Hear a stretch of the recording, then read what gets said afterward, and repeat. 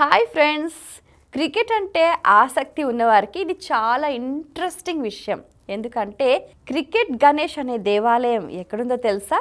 కోల్కతాలో ఉందన్నమాట. ఇది చాలా అరుదైన దేవాలయం. క్రికెట్ అభిమానులకు ఆ గణపతి వరాల జల్లు కురిపిస్తూ ఉంటాడనమాట. అయితే కేఆర్ రామకృష్ణన్ అనే ఒక భక్తుడు ఉండేవాడు. అతడికి గణపతి అంటే బాగా ఇష్టం. అతనికి క్రీడల్లో క్రికెట్ అంటే ఇంకా ఇష్టం. భారత జట్టు ఎలాగైనా గెలవాలి, ప్రపంచ దేశాల్లో మన దేశం అగ్రగణ్యంగా నిలవాలి అని ఆకాంక్షిస్తూ 2001లో కోల్కతాలో ఒక గణేష ఆలయం నిర్మించి అందులో ఉన్న గణపతికి క్రికెట్ గణేష్ అని పేరు పెట్టాడు. ఎప్పుడూ కూడా భారత జట్టే గెలవాలి అంటూ ప్రార్థనలు చేయటం, మొక్కులు మొక్కటం, తర్వాత గెలిచిన తర్వాత మొక్కులు తీర్చటం, ఇది ఆనవాయితీగా వస్తుందన్నమాట.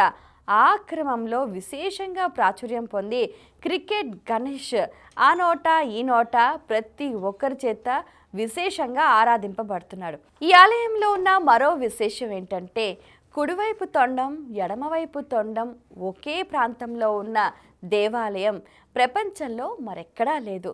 మరి కోల్కతాలోని క్రికెట్ గణేష్ని మనము ఆరాధిద్దామా?